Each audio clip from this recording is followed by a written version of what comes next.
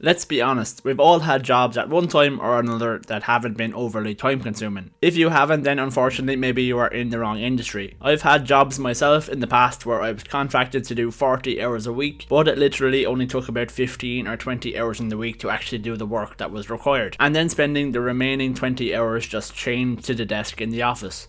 And if my current boss is watching, just to be clear, I'm not talking about this job. But this has changed in recent years, with it becoming a lot more common that you can actually work from home. Now, instead of being chained to the desk for those 20 hours, you can just spend your time looking at the window or even take a 3-hour midday nap. Nothing beats being paid to sleep. If you are now in that position where you are working at home and you're in a remote job and you only have about 20 hours of work or so in a full-time job, then you might be tempted to take on a second remote job. It might sound a little bit risky to you, but it's becoming a little bit more common for people to try out this, even at the risk of getting caught. It all sounds great in principle, having 2 incomes instead of 1 coming in every month, but let's have a closer look at where it could all possibly go wrong and maybe a better way to go about it. First of all, things change rapidly. You may be in a job where you're only doing 15 or 20 hours work a week, but that can change in an instant, where somebody on your team is left, or you may be unlucky enough to get a promotion which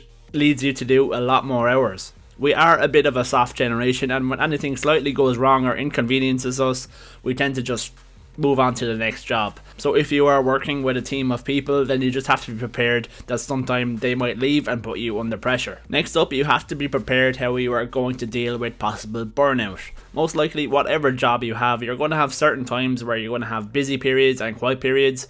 And unfortunately, if you have 2 jobs, they might clash and come at one time. And that could lead you to doing something crazy like 60, 70, 80 hours a week just to keep both jobs afloat. And good luck with trying to organise holidays, because you're going to need to organise them in both places at once if you want to actually get a break. Then from a tax perspective, most countries in the world have a progressive tax system, which means the more you earn, the more tax you pay.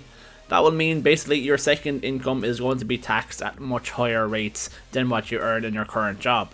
Depending on how high the taxes are in your country may be a deciding factor on whether you would be even worth taking on a second job or not. Because if over 50% of every dollar or euro you earn on your second remote job is taxed, your motivation levels are definitely going to be a lot lower, knowing that you're going to come home with much less take-home pay in that job. This could also be a potential way that your employers could end up catching you out as well. I know that where I'm from in Ireland, what happens is if you have 2 jobs, you get a certain amount of tax credits. These are basically amounts of income that face no tax whatsoever, and if you have 2 jobs, you need to split them between both jobs or decide to put all of them on one or the other.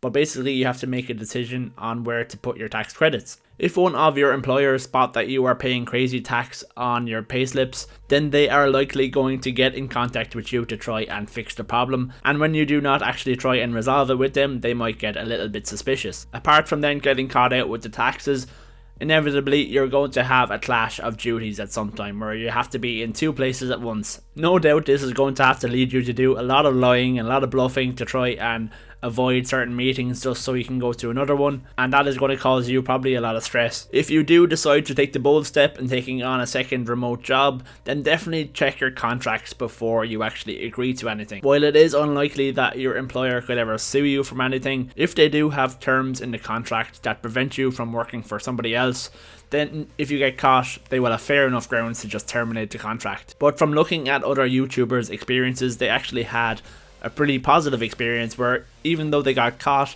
their employer was just happy that they weren't planning on leaving them. It's hard to know if that would be a general response across the board, but I'm pretty sure a lot of employers would get pretty pissed off as well. Now let's talk about what might be a better solution if you want to try and earn more income. The working world is still pretty traditional in how it operates.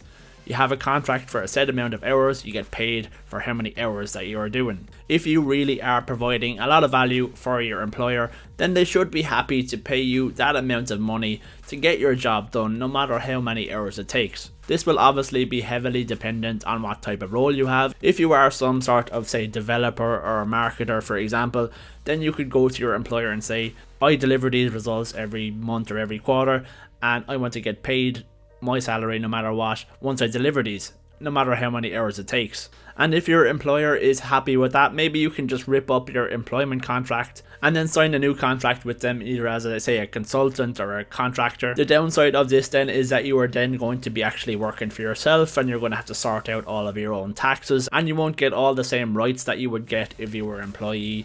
Things like maybe pension contributions and payment when you're sick. But on the plus side then, you can take on as many clients as you can physically manage, and everything is all above board and everybody knows what's going on, so you don't have to be sneaking around and hoping one employer doesn't find out about the other. So now I'm interested to know your stories. Let me know in the comment section if any of you have worked 2 remote jobs before and your experiences. Did you ever get caught? How did you get caught? And what was your employer's response? Thanks very much for watching. I hope you enjoyed the video, and if you did, please make sure and subscribe to the channel and like the video.